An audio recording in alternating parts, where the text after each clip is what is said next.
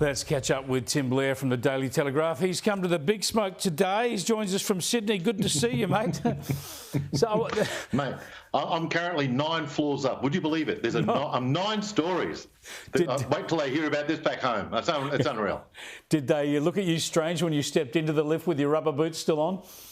Well, at least I didn't drive a tractor into there. That would have drawn some disapproving glares. I've learned from my mistakes. Let's just say that much, Chris. I want to talk to you about another haunt that you know well, just up the road a bit from Sydney, the Central Coast.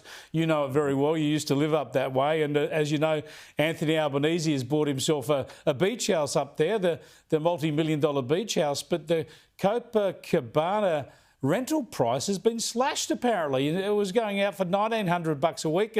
You get it, is it a bargain at $1,500 a week up there? Actually, it's probably around about where the market would put it. It's certainly not the priciest joint on the Central Coast. I mean, if you want to go upscale on the Central Coast, you want to have at least a beach and not a cliff. A cliff is a bit kind of newbie. And I know that Jody, the future Mrs. Albo, is from that area, and she's probably very much aware that a cliff isn't the go. I'm surprised they actually went for that rather than something with some nice sand or a decent sort of area to park a boat.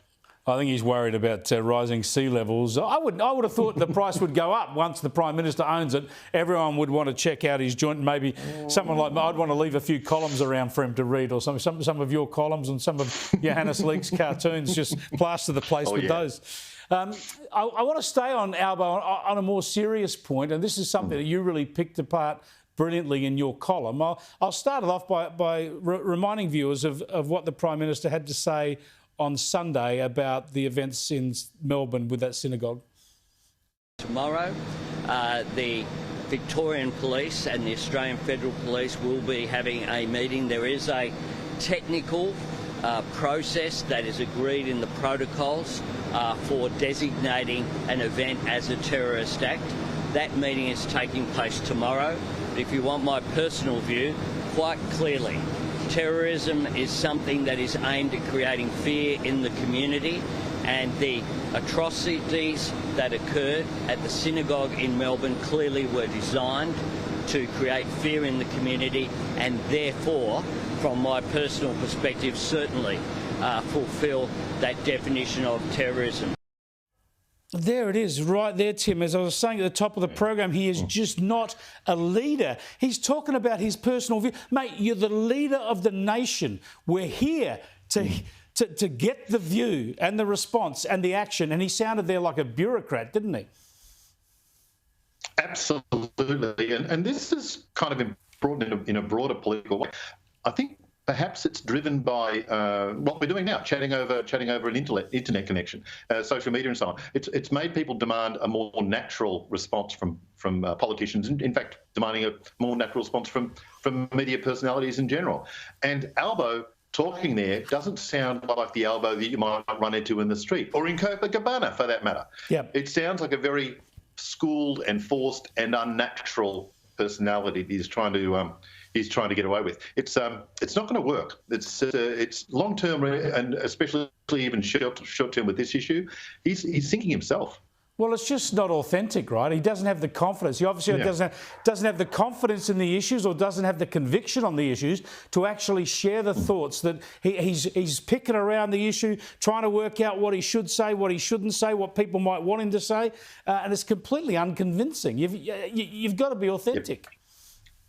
Absolutely, and we saw how far being authentic can take you. It gave a certain bloke called Donald Trump a victory in the US over one of the most powerful political machines in global history, and with all the media backing and everything, and still inauthentic Kamala couldn't beat off the cuff Donald Trump.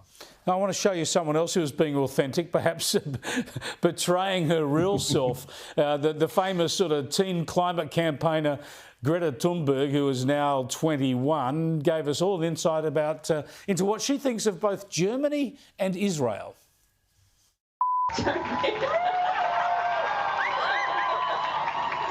And Israel. Well, I think she's neatly summarised the intellectual heft of her positions. This is what leaving school too early does to a person, evidently. Although, to be fair, I do know a lot of people who did leave school. Some people might say too early, and they're a lot brighter than Greta is. Is there an international charge about extending your 15 minutes of fame beyond any acceptable point? Because I think she's breaching it. There's no one sensible is reaching out to Greta for her opinions on international anything, much less situations in Europe or the Middle East. Yes, time for her to go back to school, I think, and stop the protests. Thanks for joining us, Tim. Enjoy your night in the big smoke. I hope someone's milking the cows. Tim Blair there in Sydney on this occasion.